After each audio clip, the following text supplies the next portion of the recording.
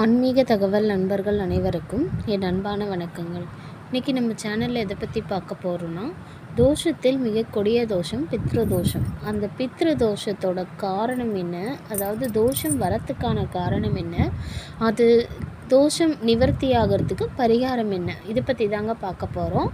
வாங்க ஃப்ரெண்ட்ஸ், வீடியோக்குள்ளே போகலாம். ஃபஸ்ட்டு தோஷம் வர காரணம், அதாவது ஃபஸ்ட்டு கருச்சிதைவு, அடுத்து பெற்றோர்களை இறுதி காலத்தில் கவனிக்காதது, மூணாவது இளைய தாரத்து பிள்ளைகள் மூத்தோருக்கு திதி தராதது, நாலாவது தந்தைக்கு எத்தனை தாரம் இருந்தாலும் அனைவருக்கும் தவறாமல் திதி தர வேண்டும், அஞ்சாவது ஆண் வாரிசு இல்லாத சித்தப்பா பெரியப்பா அத்தை சகோதரர் ஆகியோருக்கு திதி கொடுக்காவிட்டால் வரும், 6 துர்மரணம் அடைந்தவர்களுக்கு திதி கொடுப்பதோடு மட்டுமின்றி கயா சென்று பிண்டார்ப்பணம் செய்யாவிடில் பித்ரு தோஷம் வரும்.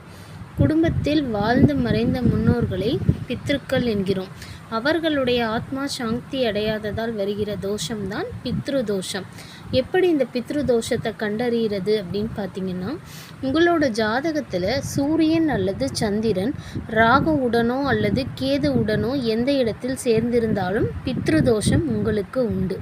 இப்போ இந்த பித்ரு தோஷத்தை போக்குறதுக்கான பரிகாரம் என்ன அப்படிங்கிறத பார்க்கலாம். ராமேஸ்வரம் சென்று தில ஹோமம் செய்வதும், கயா சிரார்த்தம் செய்வதும், காசி அலகாபாத் சென்று திவசம் செய்வதும், திருவெண்காடு சென்று திதி கொடுப்பதும் இந்த தோஷத்திற்கு பரிகாரம். தில எனப்படும் எல் ஹோமம். குடும்பத்தில் யாரேனும் விபத்துக்களில் இறந்திருந்தாலோ அல்லது தற்கொலை செய்து கொண்டிருந்தாலோ மட்டும் திலம், அதாவது எல் ஹோமம் செய்ய வேண்டும். அனைவரும் இயற்கை மரணம் அடைந்திருந்தால் தில ஹோமம் செய்ய வேண்டியதில்லை. தோஷத்தினால் ஏற்படும் தீய விளைவுகள். தோஷம் உள்ளவர்களுக்கு திருமணம் நடக்காது அல்லது மிகவும் தாமதமாக நடக்கும், விவாகரத்து ஏற்படலாம் அல்லது அந்யோன்யம் இராது அல்லது குழந்தை பாக்கியம் இராது. 2வது, ஒரு சிலருக்கு கடுமையான உடல் உபாதைகள் ஏற்படும். மனநோய் காரணமாக தாம்பத்திய வாழ்க்கை பாதிக்கும். 3வது, ஒரு சிலருக்கு பலமுறை திருமணம் நடக்கவும் வாய்ப்புண்டு. 4வது, கலப்பு திருமணம், இரகசிய திருமணம் நடக்கவும் வாய்ப்புண்டு. இவர்களது குடும்பம் ஜோதிட ரீதியில் எவ்வளவு அதிர்ஷ்டமான கிரகநிலைகளை பெற்றிருந்தாலும் அந்த பலனை இவர்கள் அடைய முடியாமல் பித்ருக்களும் பித்ரு தேவதைகளும் தடை செய்கிறார்கள்.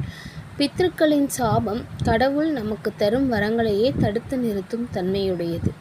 இதோட பரிகாரம் என்னன்னு பார்த்தீங்கன்னா, சிவபெருமானுக்கு சந்தன அபிஷேகம் செய்யவும். இந்த சந்தன அபிஷேகம் அமாவாசை அன்று செய்யவும். இந்த அபிஷேகத்தை பார்த்த நாள் முதல் உங்கள் பித்ரு தோஷம் விலகும்.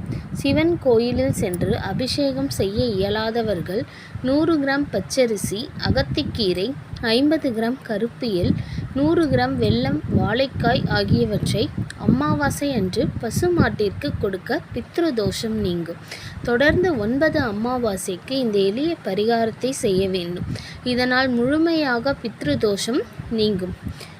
வாய்ப்புகளை பயன்படுத்தி கொள்வதில் மட்டுமில்லை, சில வாய்ப்புகளை தவிர்த்து விடுவதிலும் இருக்கிறது வெற்றி. ஓம் நம சிவாய. என்னங்க ஃப்ரெண்ட்ஸ், இந்த வீடியோ உங்களுக்கு பிடிச்சிருந்ததுன்னா வீடியோவை லைக் பண்ணி கமெண்ட் பண்ணுங்கள், உங்கள் ஃப்ரெண்ட்ஸ்க்கு ஷேர் பண்ணுங்கள். உங்களுடைய ஆதரவை தொடர்ந்து எங்களுக்கு கொடுங்க. மீண்டும் அடுத்த வீடியோவில் சந்திக்கலாம். நன்றி, வணக்கம்.